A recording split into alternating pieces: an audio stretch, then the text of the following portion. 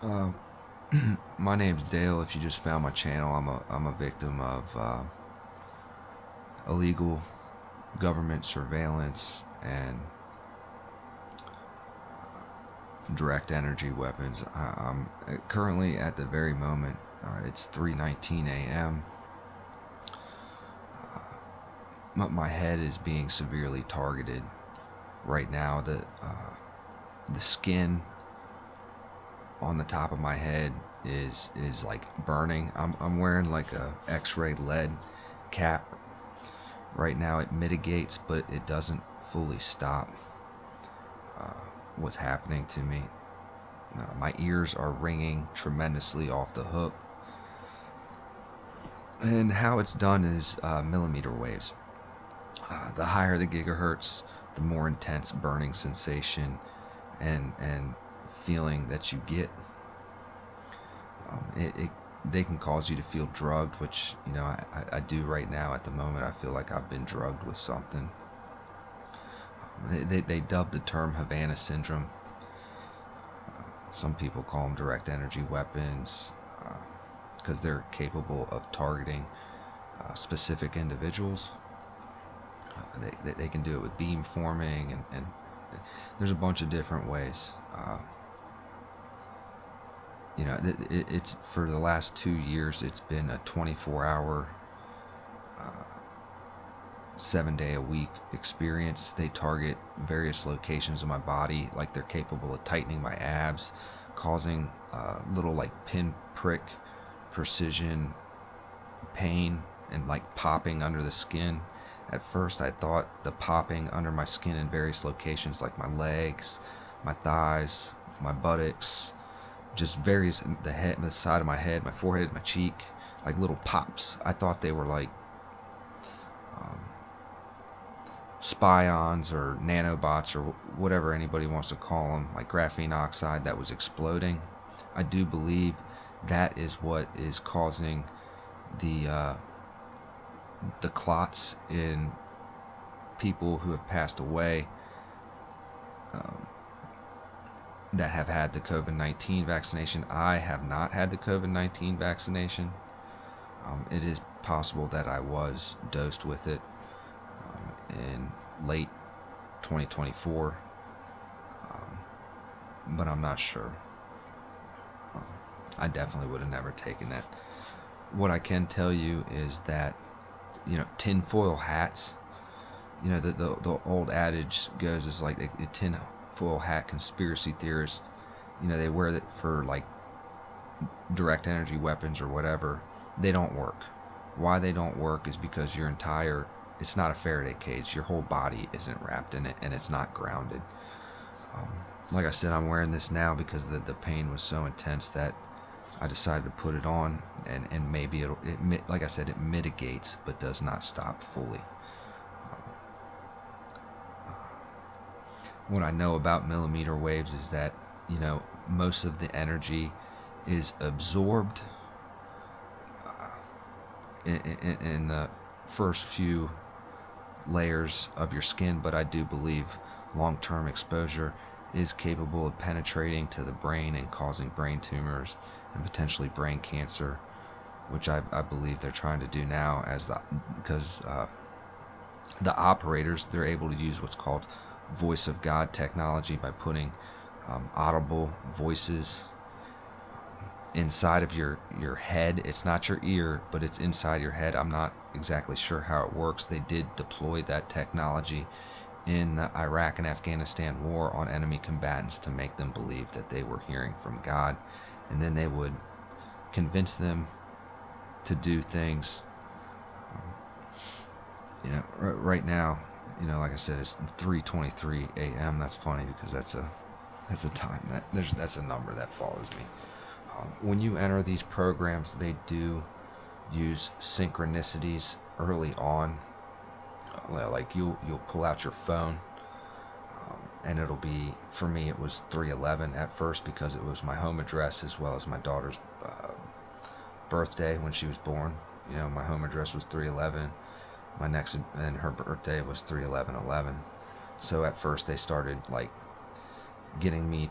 They'll send like a thought to check your time or grab your phone, and you'll grab your phone. It's 3:11, and this will occur all the time. I'm not sure what their reasoning is or their motives behind doing that, but they did that to me early on, and I just thought I was on like divine timing or something. You know what I mean? It's not funny looking back, but that's just what I thought. They'd have you, they'll send like a thought to walk in the kitchen or something, so you see the time on the stove. That's the kind of stuff that they do. I'm not sure the reasoning behind it is, but they do that kind of stuff. If you're a victim of this technology, I'm praying for you. It's been a long time for me, but for 2 years, 24 hours a day, 7 days a week, they have engaged on a torture campaign against me, and it's definitely beating me down. What they're saying is that I'm not going to exit the program until I'm dead. That's what they're saying. So I don't forgive the people who are doing this to me.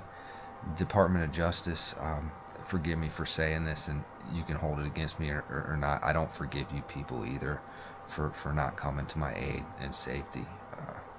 There should be safe houses for not only regular citizens, but as well as CIA agents or diplomats who, especially here in the DC metro area, find themselves targeted by this technology. There should be a safe location for people who are victims of this technology to go to seek refuge and shelter from this technology. I don't know for a fact if I know they use ELF frequencies, as well as high millimeter wave frequencies. I do believe the pain-induced frequencies are done via millimeter waves, but here's the deal: they can also use those same millimeter waves to read your biodata. I'll make a video on the up-and-coming digital ID, which is going to utilize this technology to monitor your biodata in your house with your 5G modems, most likely. I do believe the 5G modems that Comcast, Xfinity, and Cox and all the other places are sending into people's house now do have the capability to. They're tapping my leg, like they'll do that too. They'll train you. Left eardrum for me was no. Right eardrum tap was yes, or left thigh was no. Right thigh is yes. They just tapped my left thigh repeatedly several times, telling me not to talk about that. I have no problems talking about that.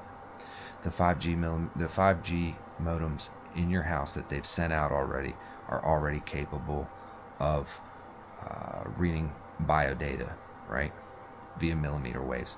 Locations of people in the house, your location in the house, your heart rate, your breathing rate. You are able to fingerprint specific individuals. If you look on the NIH website, they have something called neural fingerprinting, where they check your brain oscillations in order to identify specific individuals, because each individual has their own unique neural fingerprint. It's like your fingerprint, your brain waves are unique to you, or there is a way to identify individuals based off neural fingerprinting. As they said with Ghost Murmur, they were able to find the down pilot with their heartbeat. I don't believe that to be true. I believe it to be something more along the lines of neural fingerprinting, but the CIA lied, like they always do. I'm not afraid to talk about the truth, especially if I'm on my way out of this world. So if somebody finds this video, I encourage you to download it, share it, definitely save it, because my story is still ongoing. I begged and pleaded and asked them to leave me alone, and I begged and pleaded the DOJ on hundreds of occasions to get involved and find out where I am within the United States government. I do believe it's the Department of War. So I'm in a lot of pain right now. This isn't working very well, but it is mitigating. I do notice that when I put my hands over my head, you can't sit like with both hands over your head in a specific region. all the time. So I'm trying this. But when you do that, the waves that are coming via wherever they're coming from do get absorbed by your hand, and it mitigates. It doesn't solve it, but it mitigates. If you get up and move, it mitigates briefly. So I do believe there to be beam-forming waves involved to some degree.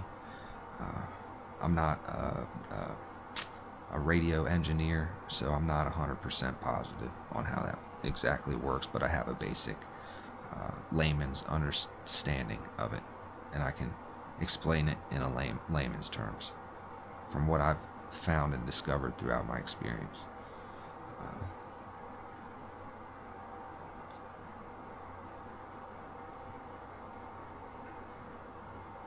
On a side note, my dad sent me a text today, a cease and desist.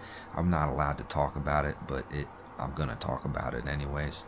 And he sent a cease and desist order.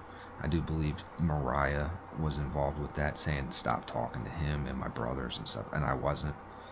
He sent that out to my whole family, my mom, my brother, my sister, and my brother-in-law. A cease and desist to stop contacting them and stuff like that.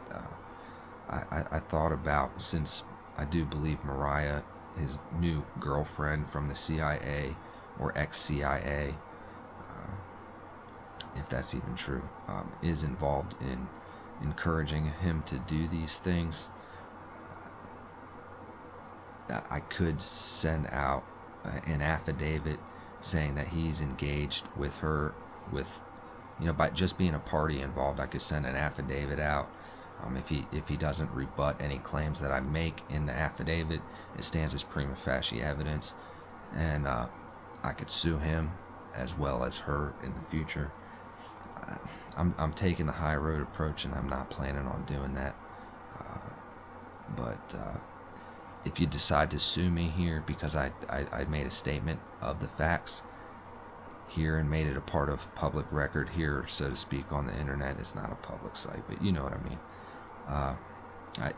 If Mariah sees this and encourages you to sue me, if you do, you better watch your back, because in discovery, I promise you, you're gonna lose.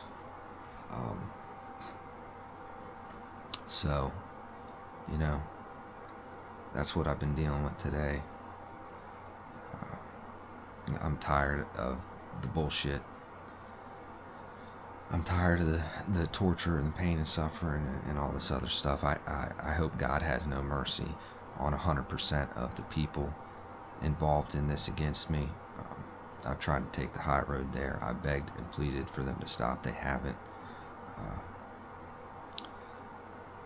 We're just going to leave it at that. I'm not going to get into legal threats, so to speak, with anybody, i.e., everybody in a part of the government who has violated my constitutional rights does put themselves in a position to have their qualified immunity pulled, and then me go after you and your significant others, if you're married, 401ks, which I have no problem doing. So, like I said, I don't want to go into legal threats, but at this point, that's not off the table if this doesn't stop immediately. So, I'm just going to throw that out there. I don't want to do that, especially if you have children. But it's not off the table, because at this point in the game, I'm tired of it. And all I want it to do is stop.